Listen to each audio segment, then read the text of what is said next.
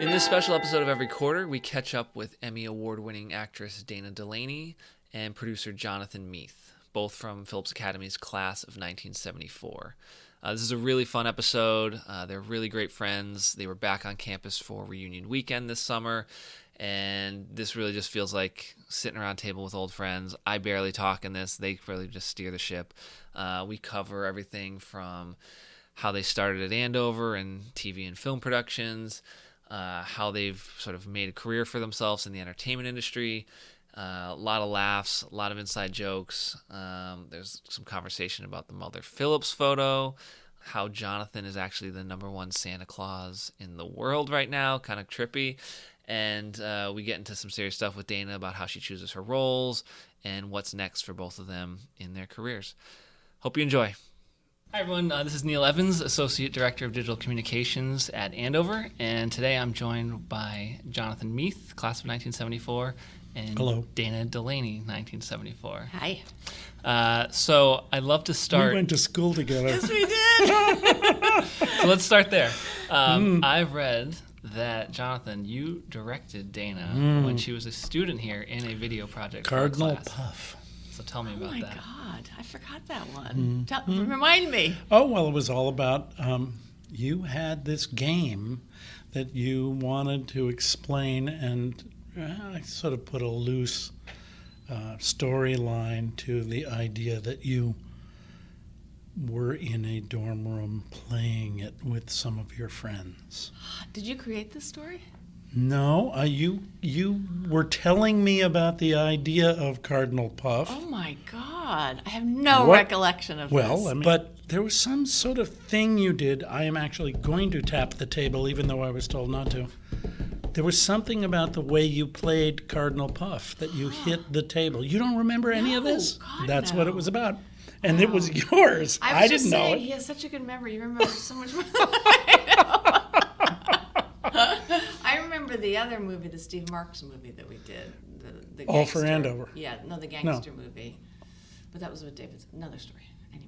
Yeah, that wasn't with me. What was that? So tell a little. It Come was, on, this is a I podcast. was a gun mall, and there was a fight with Chris Doherty and David Zelan, and he was his backer, and I was I think Joe Malone's girlfriend. Or She's something. making hand gestures now that have to do with we had this fisticuffs. great teacher, Stephen Marks, who taught Shakespeare, which changed my life, and also film class. Film class. I Yes. never took Shakespeare with him, but we had a wonderful film class. Great film class. Yes. Which, if I may say, inspired you. It did, because he introduced me to In a Lonely Place, Nicholas Ray, which is my favorite movie of all time. In fact, my production company is named Lonely Place There we after go. the film. And also he would take us into Boston to see movies, which I'm not sure he was allowed to do, but we did. And I remember him and me alone going to see Mean Streets and seeing Scorsese for the first time There you and go. thinking, oh my God, this There you is go. life-changing. I've never seen anything like this movie. There you go. Yeah, that was when you could take the train and the bus into Boston. And Trombley line. Yeah. yeah. But anyway, where I was going, take Yes. us back to film class. Yes. Gloria Graham? Graham is my favorite actress of all time. I've modeled a lot of my roles after Gloria Graham. Yes. And She was amazing. Nobody We were really all knew her back then. in Yeah. film class. Steve was into her, and he showed us more than one. He also showed us, which also was amazing, another Nick Ray movie, They Live by Night. Remember that one? That was also a great movie. No. But he was into film noir. I'd never heard of film noir Yeah. before. Yeah. Yeah. Such a good teacher. Yeah. We saw Big Sleep. We saw Big Sleep, yeah. bunch of noir stuff. But while we're here in beautiful Kemper Auditorium, which now has a window in it, which I'm sorry. John's very upset about that I would window. say to me, it's sacrilege. If you have a theater for showing movies, you don't suddenly put a big picture window. So you have to in pull there. a curtain every time. Yeah, guess. I would Yeah. think. I haven't actually looked at it yet. After this podcast, I will go look at it. But for me, before our Steve Marks class, I took a wonderful class called Perception and Expression that was taught by Diz Bensley and Harold Owen. It was a mashup of English class and media class. And one of the aha moments for me was they showed us a Canadian broadcast documentary on icebergs. But this is probably 10 weeks into a class where we were analyzing a film every class and looking at other writings about film. And so we were all heavily into the cinematic representation of the world and meaning and how it's represented on film. They took us that far and then showed us this documentary, but instead of playing the soundtrack to the documentary, they played Frank Zappa's Hot Rats as the soundtrack and didn't tell us they were mashing these two things together. It was an original mashup. It was an original mashup. And we, of course, being ninth grade English students, were like, oh, the meaning in this and the wonderfulness. And we all wrote these papers. And then they told us and said, yeah, all of that connection and all of that meaning was brought by you to the mashup. Yes. Let's talk about that. That's that was great. the next 3 weeks of discussion. But, it was I mean, that is very something cool. that they teach you here, to us at least, how to look at something.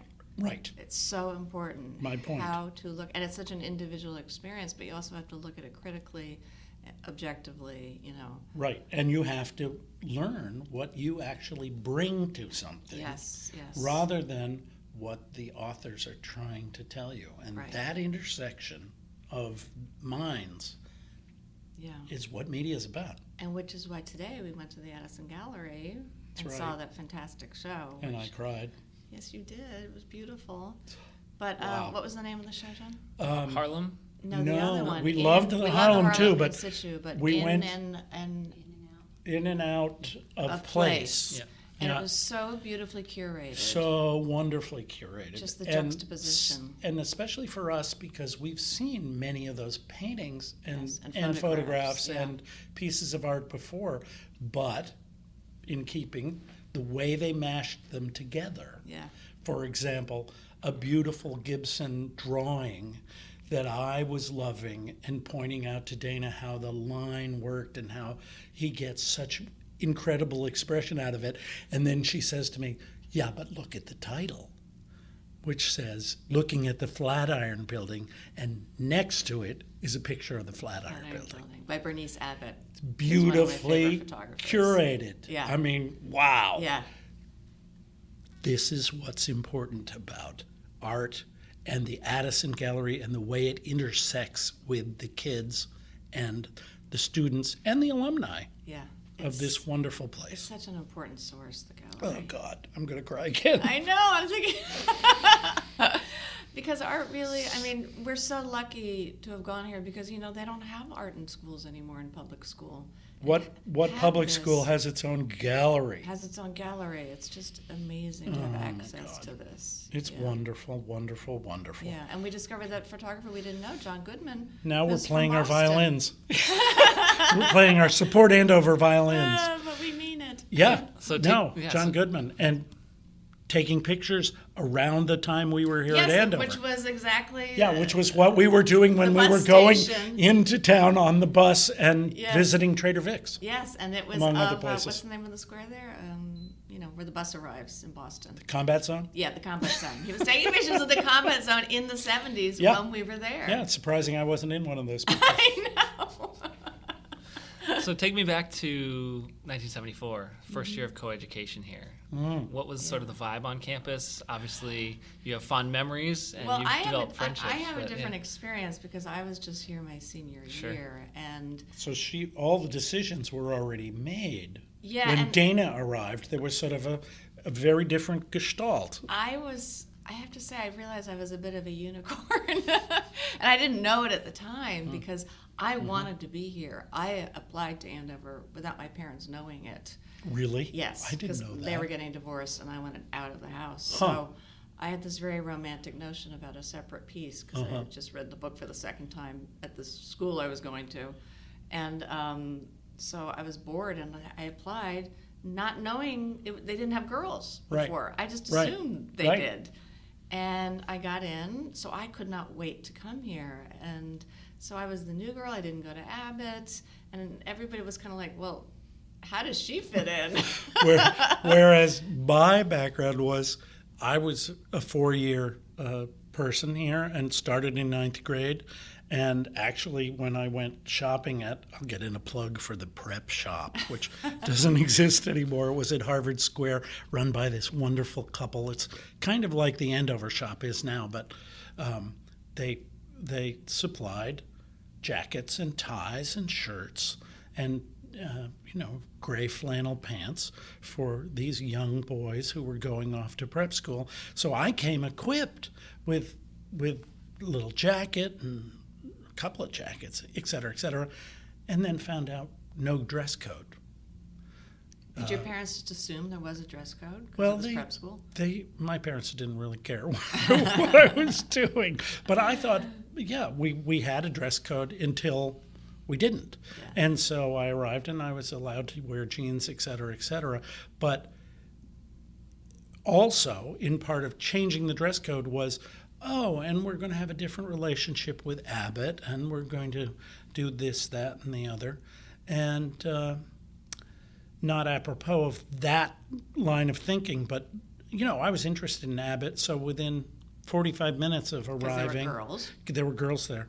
I was down and made friends with a couple of girls, and they asked me to help them up with their luggage, and made friends with Kitty Warner's mom, and she helped. And then the dorm mistress, the woman in charge of the dorm, said, so you're Kitty's brother? And I said, no, I go to PA. And she said, get out of this dorm. So I got kicked out of the dorm. You were already incorrigible. Within minutes of arriving. But so I was steeped in the world of Abbott for 9th grade and 10th grade, and I hung out in the butt room. Well, the first time I saw you, you were playing music. It was Ned and the Nummies. I think that was the first time I saw you. Neil, that was what is called a segue. I thought that was a good one. No, I'm just thinking the first time I saw you. The Nummies? The first time you saw me was with the Nummies? That's when I noticed you first, because you had the wild hair. Yeah. And you were the lead singer, right? I had hair. This is not a visual medium. And you had kind of a Joe Cocker vibe I had about a you. Vibe, Mm-hmm. You had a lot of body movements, spastic body movements, like Joe Cocker. You were kind of imitating him a little bit. A little bit. Yeah, because he was very hot. If I was channeling anybody, I'd say it would be Paul Rogers, but that's just my vanity talking. Okay. Yeah. We had a great rocking band. It was great. Thanks. Yeah. Thanks. And, we had a lot of fun with that. Why were you called Ned and the Nummies? Because we weren't called the Ducks and Ralph. What? What? We were called Ned and the Nummies because Harriet thought that nummy was a nice idea. Nummy. And Harriet was my girlfriend, yes. Harriet Richards, back in those days. And Ned worked with that. I mean, the word Ned worked. Mm-hmm. So Ned and the Nummies was a good band name for people. Didn't Ned play in the band too? Yes, Ned was Whittemore, one of the guitarists, right? And Ned Whittemore was one guitarist, and Ralph Stell was the other guitarist, and then we had two drummers, Andy Peterson and Rolf Birch. Oh my God, Rolf was, wow. Bass player was named W.G. Hamilton. We don't know where he is these days. We would love to. Because we're going to get the band back together for the 50th. You're hearing it here first. Exclusive. Rolf, I like that idea. Rolf conducts at Calgary Symphony now. No, well, hold on. Now I'm sorry. I did say Rolf Birch, and that's wrong. Oh, it's Rolf Meserole. Okay. I had Rolf Birch in my head because he texted me earlier. Oh. Rolf Meserole, who was in class of 75, and we don't know where he is either, somewhere in Burlington, Vermont. But our classmates a lot show up for the reunions. A lot. A lot of classmates? Yeah, we do. We have a good turnout. We do. Yeah. Well, we're the class of 74. Yeah, because we are the best class. the Mother Phillips class. Yes. Would you like to explain Mother Phillips? Well, Mother Phillips was an idea that came together through a bunch of discussions, and one of the key elements was Steve Miller, another member of the class, decided that he really did want to take a picture of something to commemorate our class and the specialness of being the first co-ed class.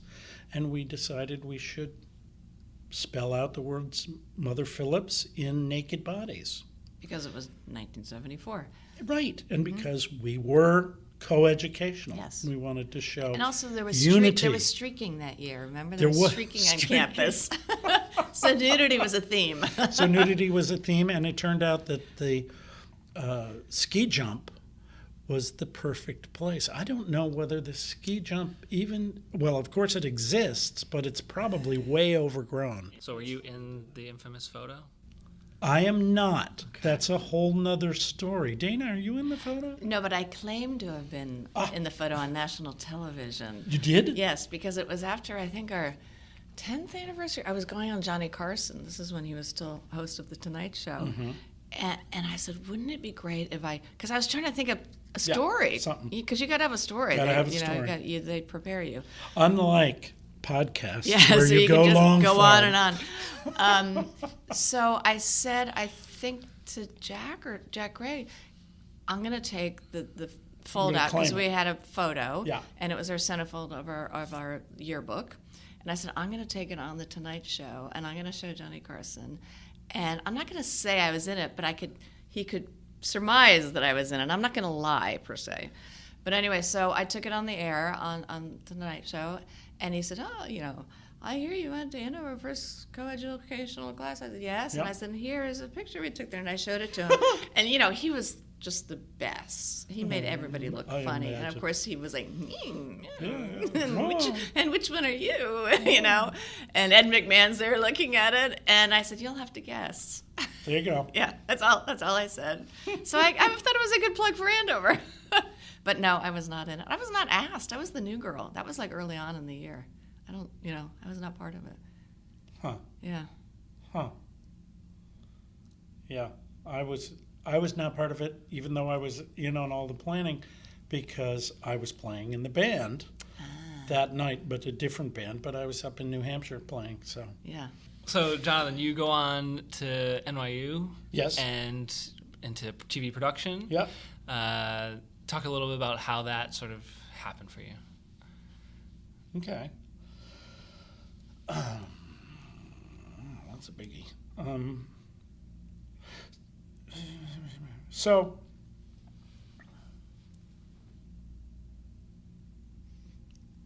there was, as I said earlier in the podcast, no, might not have, but for me, Andover had two really impactful lessons, and each of them came out of media classes, perception and expression, which was taught in my 9th grade year, and film appreciation with Steve Marks, which was taught in my 12th grade year.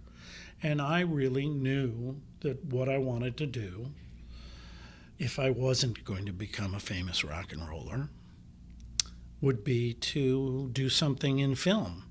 So I tried to become a famous rock and roller, and that didn't quite pan out. And I still kept that up, but moved to New York City 2 years after Andover, and got a job.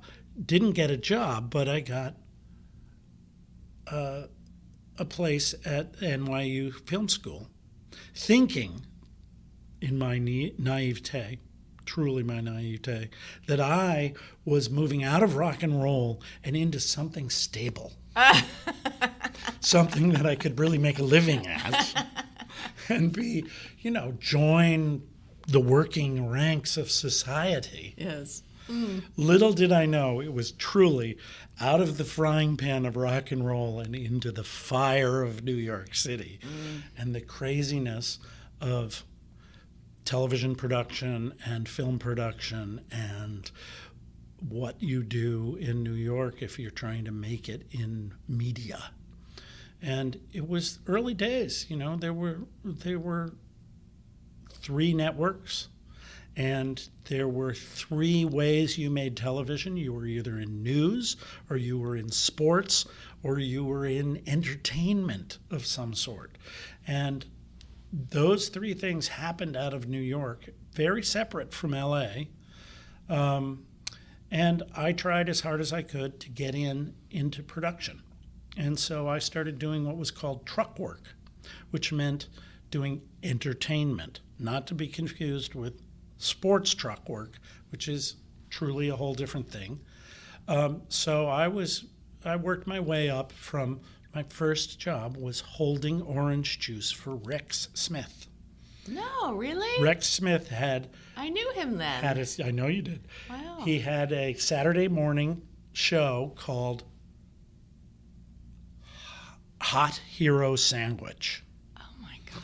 And he had a band, and they were kind of like the Monkees. Yeah. You know, they'd been put together Did he have his to hit feature record Rex. yet? No. Huh. And He was very pretty. he was very pretty, Yeah. and so I was working on a music video that they were shooting for the show, and I held Perrier and orange juice, and I would offer it up when, this is what's called being a production assistant. Yeah. And you sort of do whatever it takes. So that was really my first real job. I'd been knocking on doors for a while, and I was going to NYU, and so that really didn't turn into anything. But then, because I'd had some of that experience, I met a guy named Josh White, who was really one of my major mentors.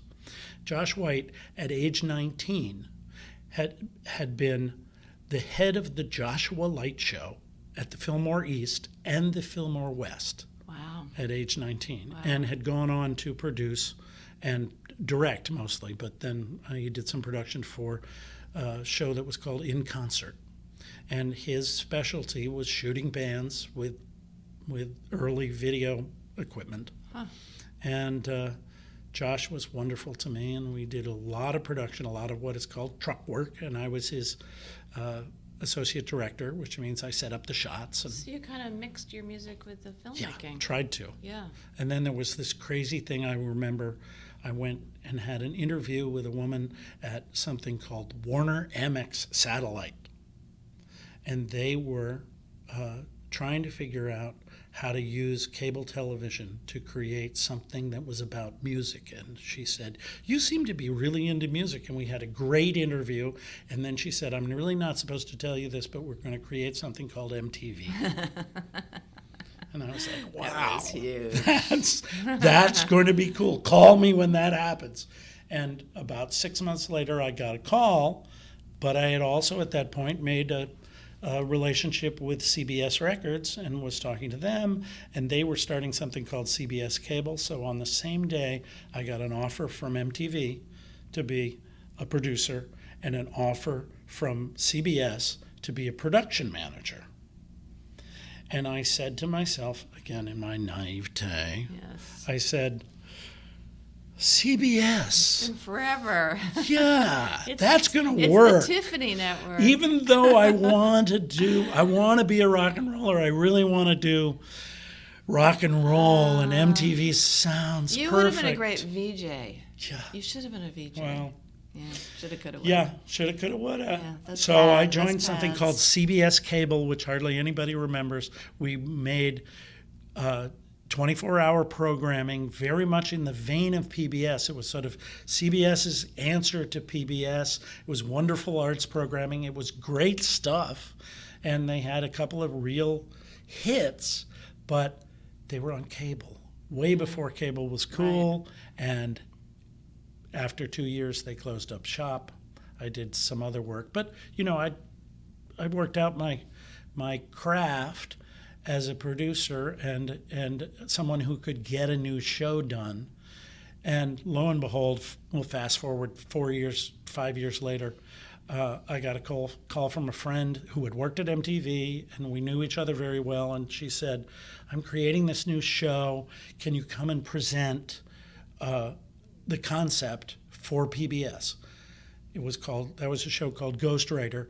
I did that presentation for her, and the next day I got a call from some PBS executives, and they said, we have a show called Where in the World is Carmen Sandiego, but we don't know what to do with it or if it's even any good.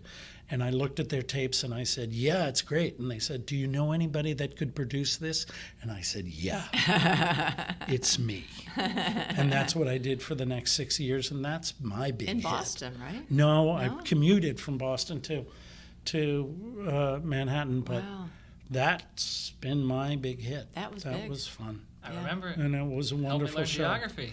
The thing that was great about Carmen Sandiego from a production point of view was we were a variety show layered on top of a quiz show, right, layered on top of an educational show. Right. We did 3 things at once, basically 3 home runs all at once. Yeah. And it was a big hit. Yeah. And it was fun. You were part of a lot of kids growing up. Do it, Rockapella. So Dana, it sounds like you sort of got that acting bug early at Andover, and through some influential instructors, film classes. How do you sort of take that inspiration and then make a career out of it? Well, I already knew I wanted to be an actor when I got to Andover, and Frank Belizia was teaching theater then, and he encouraged me. Frank Belizia. Yeah. I'm still to this day terrified to sing in public, and he convinced me that I should be the lead in South Pacific. Do a little. I'm going to wash that man right out of my hair. And I got to watch. I had so much fun doing that play, and it gave me confidence, and then went to Wesleyan, majored in theater. She had a little confidence before that. Don't think it was like a bolt out of the sky. Well, I knew I could do dramatic stuff, but the musical stuff was a challenge. But I loved it. I really loved it. And then I went to Wesleyan, which honestly didn't have a great theater department, but it had a great film department. So I had a great teacher there, Janine Basinger. And then went to New York and just started to pound the pavement. Yep. I remember when you were working in that, what was that place? It was like a speakeasy, Chelsea something. Oh, there was Cafe Central. There you go. Yeah, that was, I hung out there. I'd never worked there. You did? No, that was my hangout. It was that was where every actor in New York hung out, and I met, all my friends there, who are still my friends today, actually. But no, just commercials, soap opera, and then I lucked into a Broadway show at 24. Mm-hmm. Yeah. Made my Broadway debut. Had no idea what I was doing. What was the show? It was called A Life. It was an Irish play. And I don't know why. I was Typecasting. cast as an Irish girl. I completely... Here's a little background. I did not have an Irish accent. I'd never heard an Irish accent before. I didn't know what... I'd watched, The Quiet Man, right. That kind of thing. John Ford movies. Be Quiet. So I had this audition for Broadway. I think you need to do a remake of The Quiet Man. I would love to do that, yeah. But this is back when we had records. Remember those? Yeah.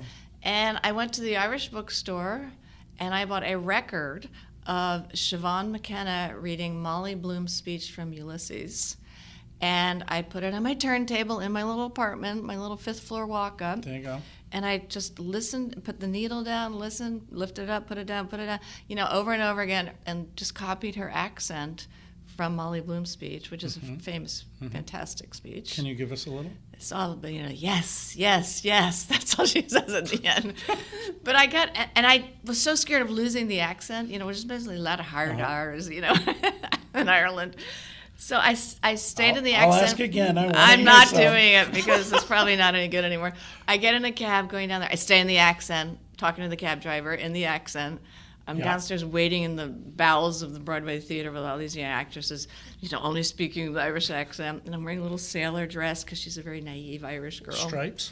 No stripes. Johnny gives me shit because I wear stripes all the time. It's my uniform. And I got up and did my audition, and Peter Coe, the director, said, "Where did you learn your accent?" And of course I lied because that's what they teach you. I said, "Oh, my grandfather's from Ireland, and he's been living with us for years." There we go, folks. We got a little out of her. And he said, "Oh," which is total lie. My ancestors came over in like 1830. Loving this.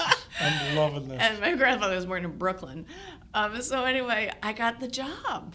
it was shocking. And I was playing this little, naive girl. And I remember we went to Edmonton, Canada, to do the pre-Broadway tryout, and it was Roy Dotrice and Pat Hingle and great actors. And the director was standing next to me in the street corner. And he goes, "You're not who I thought you were." I said, "It's called acting." There you go. Yeah. There you That go. was my Broadway Hallelujah. debut. Hallelujah. Wonderful. So after several successful years of career, how do you choose your roles now? Oh, that's a good question. Being now 63, because we're the class of 74. Yeah. No hiding that. Yeah, I now am very particular because I have learned that it actually makes me physically ill to do a role that I don't believe in. It really affects me strongly. So at this point, I'm really picky. I read the script, and I have to have a visceral reaction to it, and the writing has to be brilliant, and I have to feel like I can bring something to it, and the role has to have many layers to it. It can't just be the mom or the wife or the boss. She has to have a lot of conflict in it. She's got to be more than one thing. She's got to have humor. She's got to have sexuality.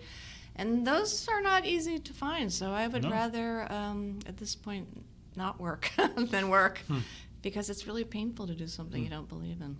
Do you think you'd try something else, like producing? I do like to produce because I like to have control, and I like that when you're a producer, people have to listen to you. You'd be good at it. Yeah. I've dabbled. Yeah, no, I do enjoy it. I've done a couple things. What I'm not good at as a producer, which I'm learning because I'm right now trying to help produce this independent film that I would also have a small role in. You have to be relentless, and a lot of people say no, and you can't take no. You have to say, it doesn't mean anything that it's not good, it just means they don't get it, right. And you have to go to the next person. And I'm more like, I'm so waspy, I'm like, oh, okay, maybe it's not good, forget it. So I'm learning, you can't be that person. You have to really, even if you have moments of doubt about the material, you have to say, no, it's the best. Right. Right. So there's a lot of... You got to be pushy. And then beyond that is the level of, then you got to make the deal. Yes. Well, it's a big part of producing. Yes. Making the deals. Yeah, and that's a weird thing now in independent film because, we only need 1.8 million, and they would rather make a bigger film because 1.8 million. Nothing. Yeah. Why are we going to waste our time? Get back from that? Yeah. Yeah. But you just keep pushing, and you shoot it in 2 weeks. Yeah. 3 weeks if you're lucky. Yeah. Yeah. I think things you produce would be great. Yeah. Well, because of what you just said. Because you have standards and you have a vision. Well, I'm sure you learned this having been to Andover. Sometimes good taste can be used against you. And you have to just keep persevering because not everybody has good taste. I think that's true. But I think that Andover taught me some taste. I think I got taste from other places too. But it also taught me to persevere and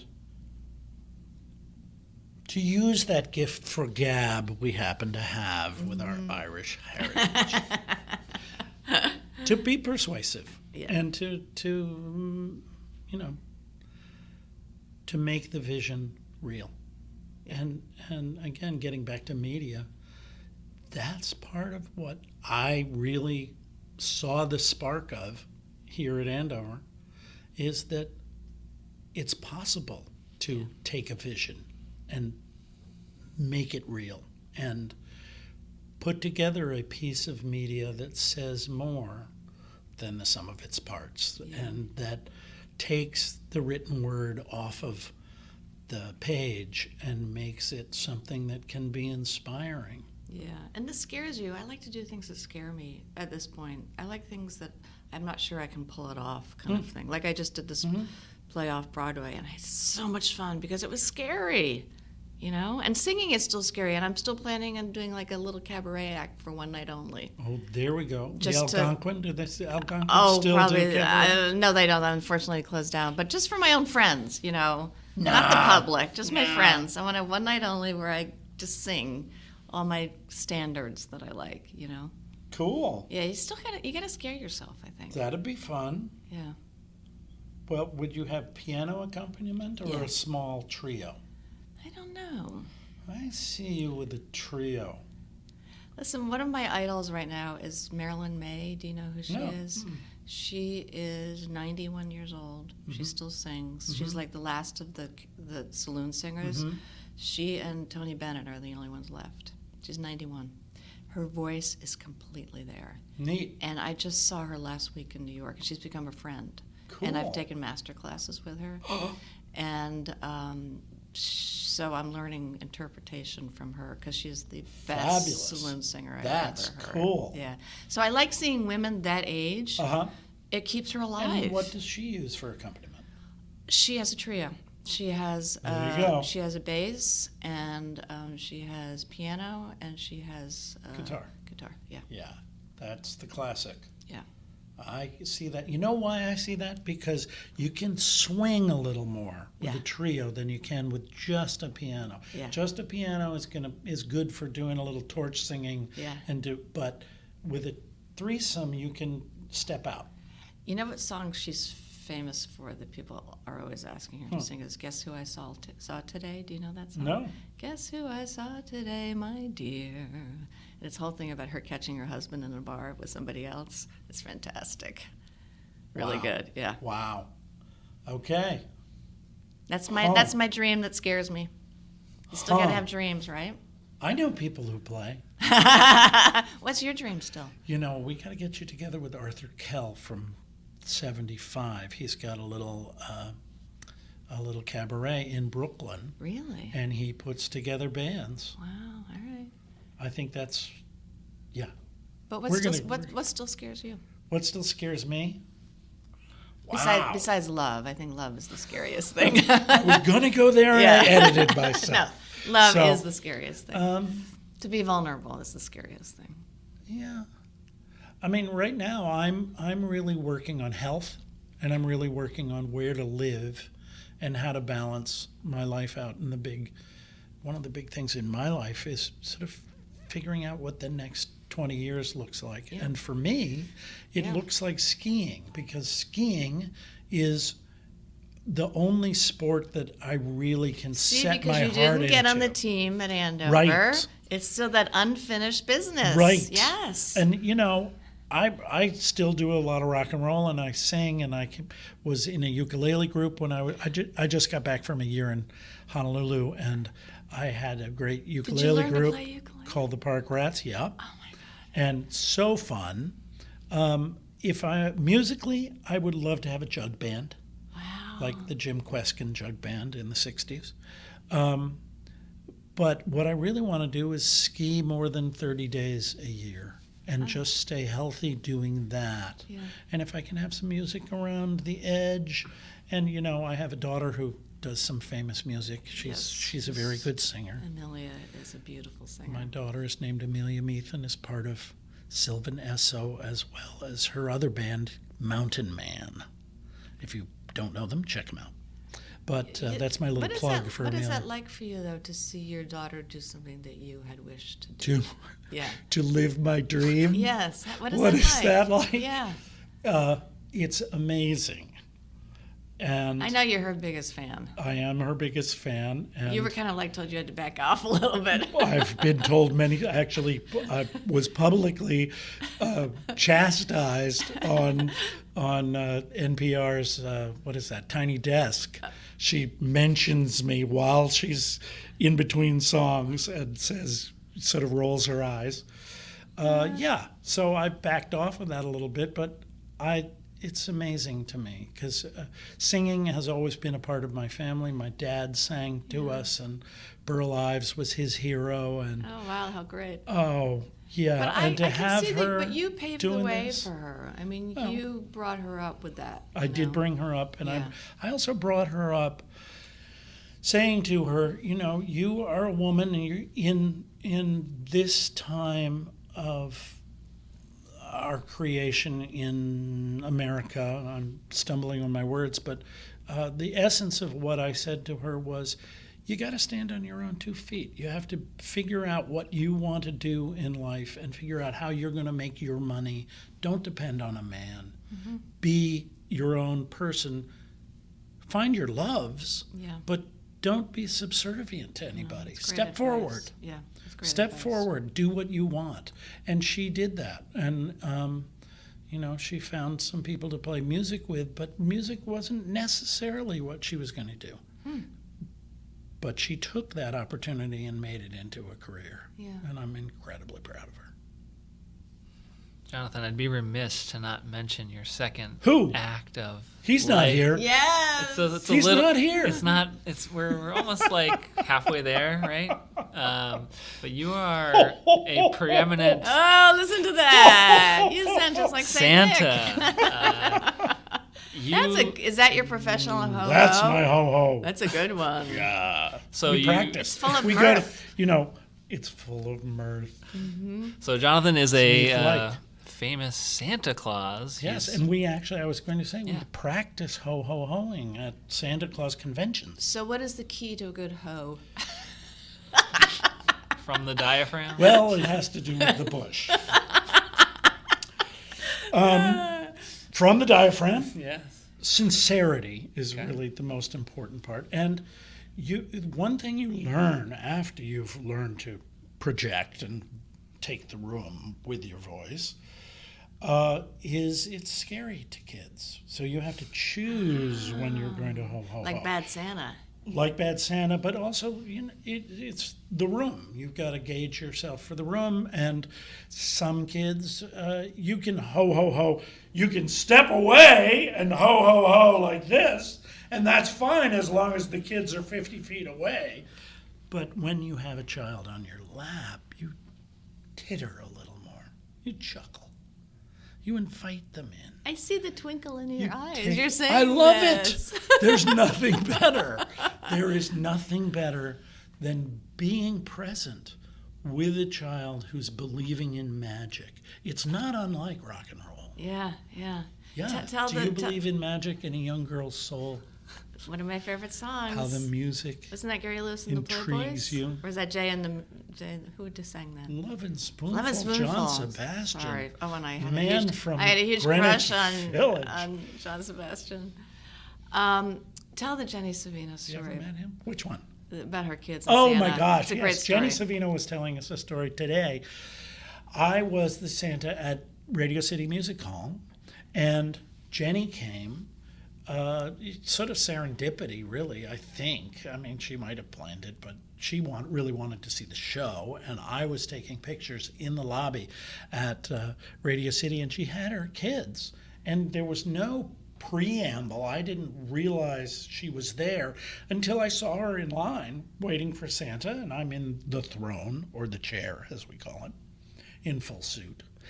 But I knew exactly who these kids were, and as they're coming up, I said, "Oh my gosh," and I got up and I went over, "The Savino kids. I'm so glad you're, oh, Jenny, how, it's been too long." And then I turned to the kids and delivered one of my, I have to say, pat lines when I know. I said, "You should have seen her when she was a kid. She was so bad."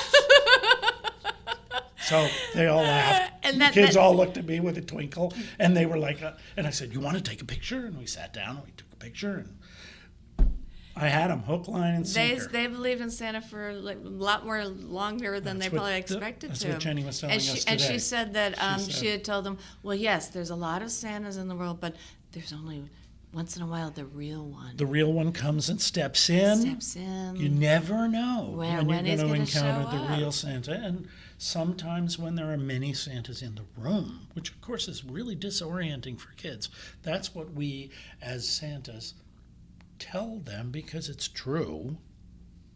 There is one real Sometimes Santa. Santa does show up. Yes. Well, aren't you the like classic Coke Santa or something? I have had the honor of working for Coca-Cola and being Yes. the representation of their Santa that only existed prior to me in illustrations. Yeah, that's Done big. in the 30s and 40s by Haddon Sundblom. That's huge. And I happen to have the right cheeks for the part. And you have the right eyes too. Yes. I mean, facial features also. Joe Cocker never got to do that. So there we are. Yeah, that's been a huge honor and really fun to reproduce those images. We worked hard on getting the right look and making the beard look right. And I consumed a lot of Coca-Cola, and a really fun thing to do. 120 countries. That's amazing. Cool. Yeah. So we'll leave on this note, like sort of as looking back, what are sort of some advice you have for students at Andover now, young creatives looking to pursue their dreams, get into the business, do something special out there? Well, it is about pursuing your dreams, and it is about figuring out what works for you and what doesn't. As Dana Yes. was saying earlier, you have to be picky, but you also have to go with your gut. You have to allow your bliss to lead. I mean, that sounds kind of pat. What would you say? Well, everyone's different. I know that I am so sensitive that if I do something that doesn't sit well with me, I'm not going to get a good performance. Some people can do that, and they just say, take every job that's offered to you. Everybody's built differently. But, and I'm not saying this just because we're sitting at Andover. The whole non-Sibby thing really informs my work because I feel like, especially when I did China Beach, which was really disturbingly early on in my career, and it spoiled me because I thought it was always going to be like that. I thought it was always going to be a role with great, impact and meaning and depth, especially for a woman. I didn't know how unusual that was. And so ever since then, I've been spoiled, and every role that I choose, I feel like it has to give back somehow.